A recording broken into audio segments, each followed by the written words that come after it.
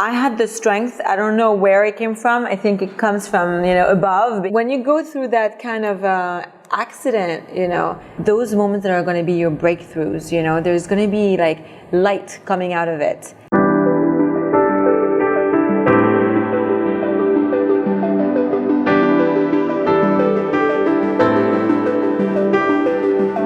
Okay, hey everybody, we're here with Ingrid Jean-Baptiste. Did I pronounce that right? Yes, you did. Excellent. Ingrid's amazing. I met her doing, when my film got into a film festival at the Chelsea Film Festival here in New York. And we're going to talk a little bit about her and her inspiring story. So Ingrid, kick us off. Thank you for having me. And thank you for coming. Yeah, I'm so happy to welcome you in my town. Yes, it feels good to be. I love coming to New York. So it's very cold. Yeah. Tell us a little bit about yourself. Where are you from originally and how'd you end up in New York? Yeah, so I'm from Paris originally. I was born and raised there. And I decided to come to New York to live my second life, I would say, because I used to work as a journalist in France, and then I moved here to study acting at the Lee Strasberg Theater and Film Institute. Nice. And I don't know if we'll get there in the interview, but then I got into a car accident that led me to create the Chelsea Film Festival. Oh, wow. Okay, Yes. so you were a journalist in Paris. Yes. But you had the dream to be an actor? Was that like... No. Oh, okay. Actually, no. My dream was to be a journalist and be on TV. I was fascinated by Oprah. Oh, okay. And yeah, I just would see me, on TV, but more as a journalist, not as an actor. However, I did acting classes in Paris to help me in front of the camera. And also it's part of the curriculum in France to have your children take acting classes. Theater classes is very important for public speaking, and so it's like you have to learn an instrument and also have your kids, enroll in a theater class. Wow. So that's part of the curriculum, yeah. I love that. I love that the European culture that it's like that in France. So I'm assuming then that's also in probably England, and I know the British are incredible in the theater, and such a difference in our American culture, right? Theaters, like the arts are always being defunded, or not to bash. I mean, obviously I'm American and I love America, but yeah, it's an interesting, like the arts are never really pushed that way. But you know what is interesting is that it is pushed, but at the same time, I wouldn't say it's considered as a job. So during my upbringing, this was not for me to become an actor, or it was not like that thought process. It was really to help me be comfortable in front of a camera, or if I wanted to be a journalist, or to just have also some knowledge, some culture. Because we go through like a lot of like classical authors, and all this is just like to accumulate knowledge and culture. And it's more for that reason, more than thinking, I'm going to get into the industry, like here. Like, do you know what I mean? Right. It's monetized. It's people want to be famous. They want to get to Hollywood and be stars. Yes. Right. Maybe now it's changed, with like social media and, But so what brought you to the States exactly? What was it? Really, I wanted a change. I wanted a big change in my life. And I was working as a journalist. I wanted to get into TV, and it was very difficult as a woman and as a woman of color to get into like French TV. It's really like the old continent, Europe, So a lot of things are old in the way they do things, which is great.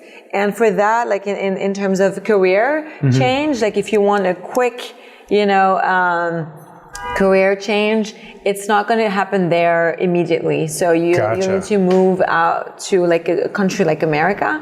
Okay. And so I was really looking up to America for this, and seeing like all the the diversity that America has, like on TV and in films, and like French people and Europeans are just like fascinated by Americans, and so So that's why I decided to move. I said, I don't know how I'm going to do it, but I looked into different schools, and my mom, who's like today my partner, she said, you should really look into an acting school.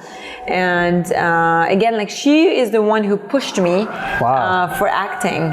Yeah. Wow. And that's not something I wanted to do. Okay. And today is a different story, but back then I never wanted to be an actor. Fast forward to here, I enrolled in the acting school, the Lee Strasberg Theater and Film Institute, and this school changed my life. Yeah. I'm not kidding when I'm saying that. It really, really deeply changed me as a person. I really deeply connected with the method. Excellent. And Strasberg, I mean, come on. Yeah. The track record, I mean, they're great, right? I mean, amazing. Marilyn Monroe came out of there. Absolutely. Baldwin. Pacino, he was Pacino's mentor. Of course, De Niro. De Niro. So you were in good company. Yes, and I work with all my mentors. I call them my mentors. They work with them, and they work with Strasberg. Yeah. So himself. It's amazing. Yeah. I want to touch on the topic of your mother. Yes. Was your mother an actress by any chance, or was she into the arts? It sounds. So it's interesting you ask, because she, growing up, she was a pianist. So she played the piano. She performed. She did a lot of concerts. Wow. Then she was a piano teacher, and she was a model as well.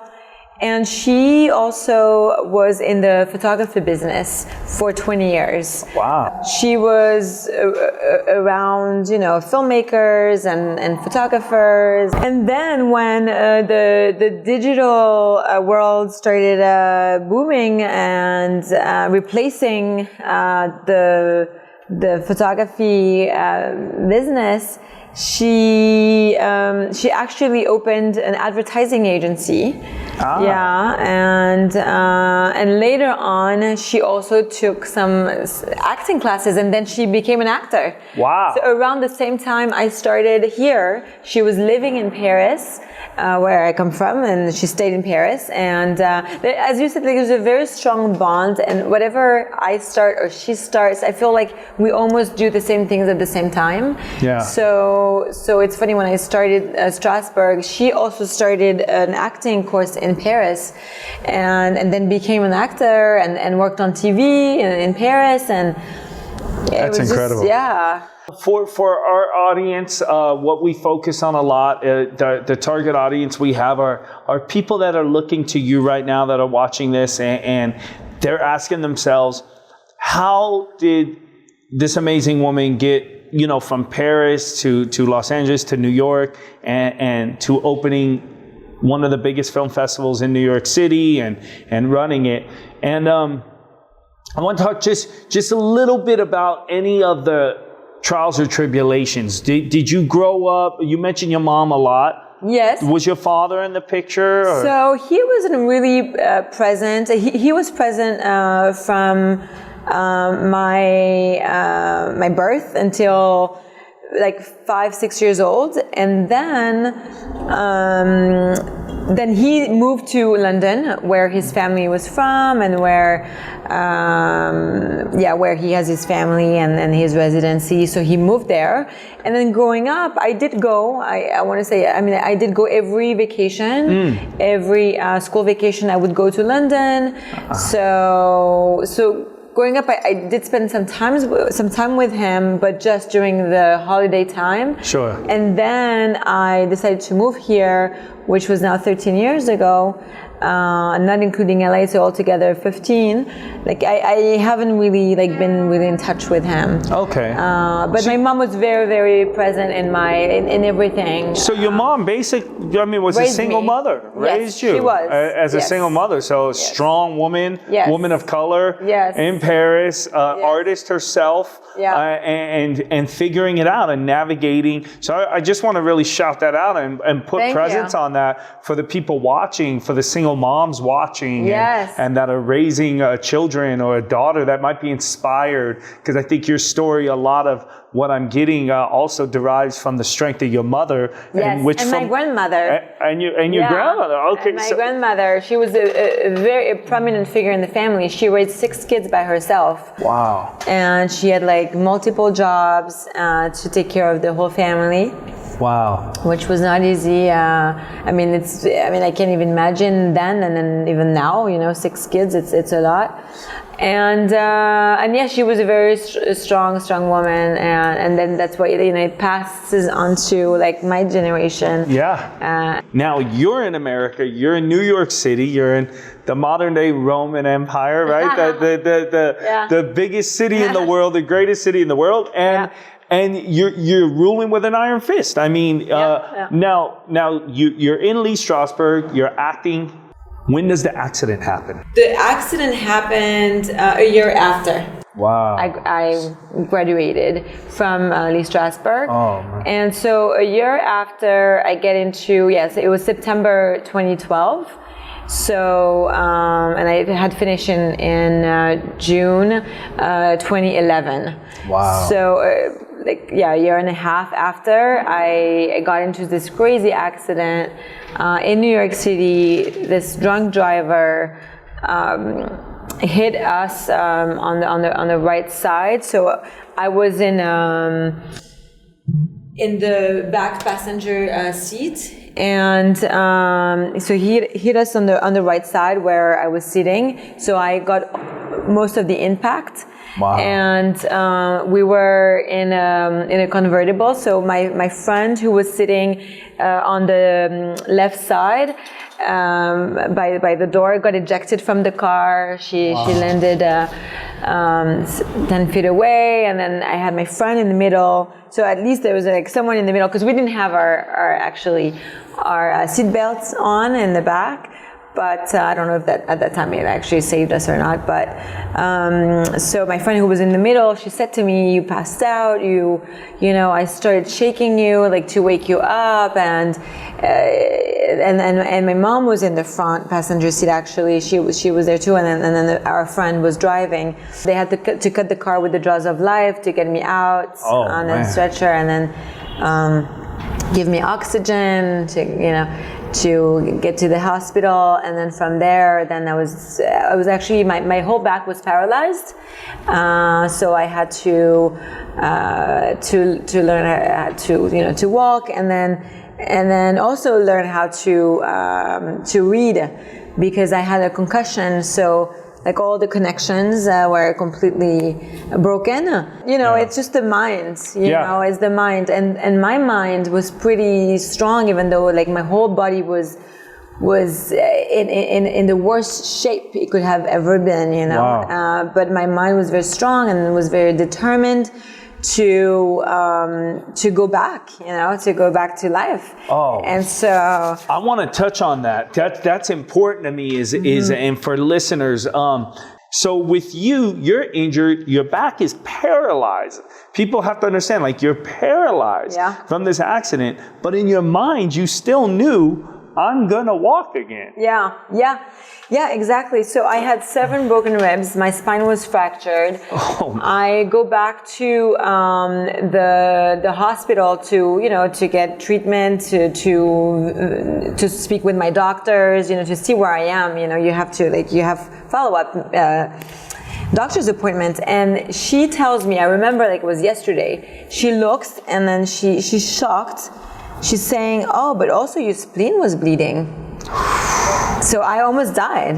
So that's why I passed out, because you're bleeding inside. That's it. And so, but she said it's a miracle because it resorbed itself. Wow. So it stopped, Wow. And so it was not my time. That's one thing. Yep. Second thing is,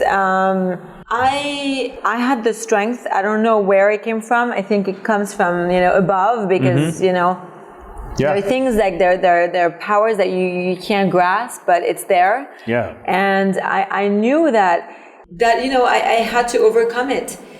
However, I want to say, and I want to be also honest, that there were days that because of the pain, I had tremendous pain, and I was taking those pills they give you, at the hospital, the painkiller. Yeah. And some days it was hard. So you're in the hospital. Yeah. There's days that's important for us to know, that there's days that you feel defeated. The pain is too much. Yeah. They're giving you pain pills. So I want to say that I was not at the hospital after. Oh, okay. So I had, so they don't keep you here in this country. So I was really in bad shape, And I asked for one more day because I couldn't go home. I felt like I couldn't go home. They said, no, you have to go home because you're gonna get disease here at the hospital. This environment is not good for you. So they sent me home in a wheelchair, and my mom was there to help. And then I had a respiratory device to help my lungs, and also painkillers, and that's at home when this moment when would wake up in the morning and not know what was next because I was just so much in pain. So it was just the pain. How about depression? Depression kicking in at any point? Or? It was not depression. It was just the pain. And then I was like, I can't do it. I can't. Yeah, feeling hopeless. It's because it was too painful. I've never experienced this kind of pain before. And you have emotional pain and you have body pain. It's different. And then I couldn't once I was laying down on my bed, I could not go back up. I could not. So I would sit like this and then and sleep like that because I knew that if I'm all the way down. How do I wake up in the morning and then I can't breathe because you breathe anyway. So it was very, very difficult. But there's, there is that moment, the epiphany moment that you wake up in the morning and then you have the idea. I had this idea of creating the festival. And it just came so clearly. Oh, during your time in the injury. Yeah, wow. It was during my time during that time, because I was at home and I was thinking, what am I going to do with my life? So it was all the whirlwind, all these things happening, and then suddenly, boom, life stops, Yeah. And then you have to, recreate your life. Yeah. So I was at home. I was thinking, okay. My mom was like, "Do you want to go back to France?" And I said, "No, I don't want to go back. I have my apartment. I was living in a studio at the time, and I loved my apartment. I loved my building. I loved everything about New York. It was 2 years in. Yeah. So I just knew that I didn't want to go back home and to do what, So I knew my life was here. And and during that time, I woke up one morning, as I said, it was just an epiphany moment. I started drawing exactly the way I saw the business that I wanted to do. And it was first I thought of a production company, and then I said, well, I know a lot of filmmakers. I know all these people from Strasbourg. They're all international, and I think that they would need a platform to show their work. But also I was thinking, it's all actors, but there are a lot of them were also directors, or aspiring directors. Mm-hmm. And my mom said, "But you're crazy." She said, "My daughter, you're crazy." And then I think she knew. Of course, she first saw the amount of work, the thing, Yeah. The project. It was huge, But when you go through that kind of accident, there is no not even the sky is the limit. There's no limit. Yeah. There's no limit. Yeah. It's just you have this dream and you're oh, but I think I want to do that. Do you know what I mean? Yeah, I do. And so, but of course I couldn't go back on set because I was injured. Right. So I was what am I going to do at home? I have to set up a company. I have to do something. That's the only place I can work from. It's here. Yeah. So I started working from my home, and That sickening desire, What I'm hearing from you is you're in New York. You love it. You love your apartment. You love the energy. You found your life. You love the acting studio. You graduated. You did a 1.5-year conservatory, 2-year conservatory in a 1.5 years. This says something about you. You're a go-getter. You're an overachiever, right? Accident happens. Yeah, and this really set me up, for the creation of the festival. Yeah. The school. The school, right. Obviously, whatever I did also my school in France, the discipline, but this was another step. I needed to go through that school and to give me even like more strength, because it's a level. It's a level up. Like everything you've done, I guess that's what I'm trying to say is like, it's not like you pivot, right? And we all pivot. I made a movie. That movie led me to doing this, to this opportunity. Congratulations, by the way. This is amazing. Thank you. And I never had this vision of doing that. But we pivot. It doesn't mean anything is a failure. I think life is about going with the flow and not getting stuck. So for anybody listening, it's whatever you do in life. You could be working at the 99-cent store, but you may love working there, and that's great. Let's make manager. Let's make general manager. Or if you're saying, I don't want to work at the 99 I want to work in production. Great. What you said, you got to draw it up. You got to say, how do I go from here to here? What are the steps that I need? Because that's important. People think, I'll just start a film festival. Like you said, there's sponsorship. There's money that needs to be raised. There's you're competing with, not competing in a good way, but with other festivals. Exactly. We're not waiting for nobody was waiting for me. You know what I mean? That's the thing. So it was like creating everything from scratch. And in New York City. And in New York City. Where like the home of, if I could say, is Tribeca kind of is the big dog on the campus, and you're now starting a festival. So not that you're competing, but you need to. Which there are other festivals, in town. Right.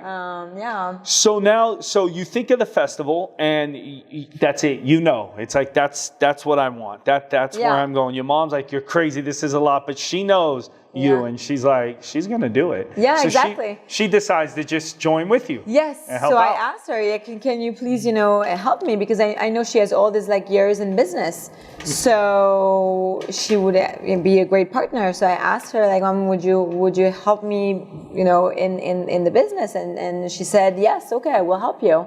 And then so I explained to her exactly how the vision I had, and again at the beginning it was not putting together films on a platform. Now of course I'm thinking, of course it's a festival, but then I was thinking of a production company. I didn't realize exactly. I know it was an event, and I'm like, okay, this is a film festival. What I wanted is a film festival, and I was living in Chelsea at the time, so it was the Chelsea Film Festival. Nice. And I lived literally not even a block from 300 feet from the theater. I love it. So, and that's how, we went and knocked on doors. I went by myself first because my mom, again, she had to go back to Paris. Where she lives. And she had to go back, and then I went to just knock on a lot of doors, and send a lot of cold emails to people to ask if they would support this idea, Incredible. So incredible. And I think I told you this, but I went to junior high and high school in Chelsea. I lived in Chelsea in the late 80s, early 90s. And that theater that you do your festival at, I used to go to as a kid. Oh, wow. So having my film premiere there was such a honor. Amazing. So I'm very grateful to you for that. So you got the festival. I want to kind of start just wrapping out with where you're at today and what you're doing and what you have lined up, what's coming up. And give it to the audience. Yeah. Well, there's so much. First, it's a new year, so I have a lot of big dreams, big visions for the festival. So actually the Chelsea Film Festival is an international film festival. We showcase from short films to documentary features and shorts also. Feature films and TV series, and we also host a lot of educational talks, panels, workshops, and a lot of parties. Yes, lots of parties. So that's what people love. It's a nice way to network. Yes, that's what a film festival is for, and we showcase about 150 plus films every year. Wow. So in 4 days. In the vicinity of Union Square, Chelsea. And we just launched a very important program, actually, that I don't know if you've heard of it, but you've heard of it, like I've seen you posting it. Mm-hmm. Yeah, the opening night also, we announced it last year for our 10th anniversary. It's a screenwriting incubator dedicated to BIPOC emerging screenwriter directors, and it's supported by TD Bank. So we're very grateful for this partnership. Amazing. And yeah, it's really amazing. So we will be supporting them from like A to Z. So from the script, they will receive a full mentorship and also production equipment. Wow. Post-production equipment, mentorship on that end as well. And then the exclusivity to premiere at the Chelsea Film Festival this fall. Amazing. So for next year, we will have 10 also screenwriter directors. So it's an ongoing program. Amazing. Yeah. Okay. So congrats. We're That's excited. huge. Yeah. Thank you. It's really exciting. Thank you. The goal is really to help more and more people, but also how to make a great film is really, it starts from the script. Yes. And so that's why we decided to do that. And we know that, you know, being Black, Indigenous, or a person of color is difficult to in the industry. It's difficult to get places, and we try to give them access. So to great talent, to key industry leaders, you know, to companies. Yeah. So all these people are just really supporting us to create a wonderful program. Yeah. I love it. That's great. I want to say that thank you for coming on. I think your story, it speaks volumes. I hope that the listeners get what I got from it, which is such an incredible, vast journey, you know, and your mindset, your village,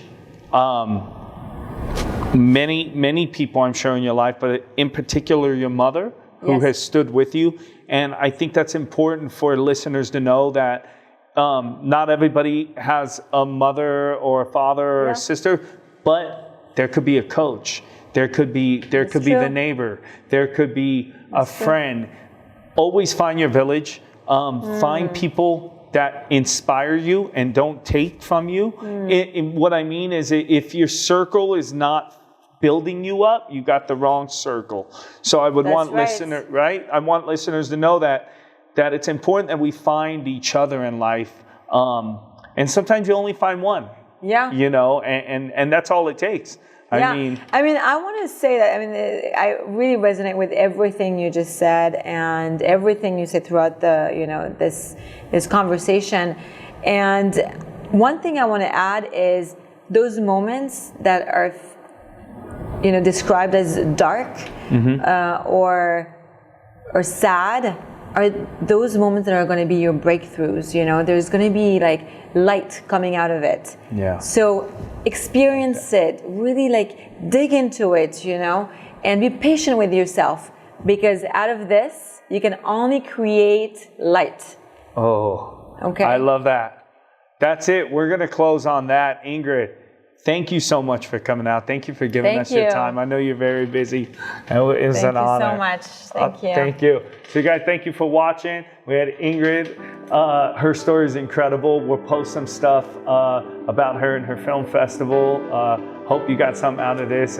We surely did. Thank you for watching. Thank you. You should never stress about the problems you be facing. Everybody in the mud on the struggle trying to make it. Look into the mirror and you see the motivation. Then you step into the world and you find your inspiration. I'm finding inspiration, and once I get a hold of it, I'll never get complacent. Look into the mirror and you see the motivation. Then you step into the world and you find your inspiration.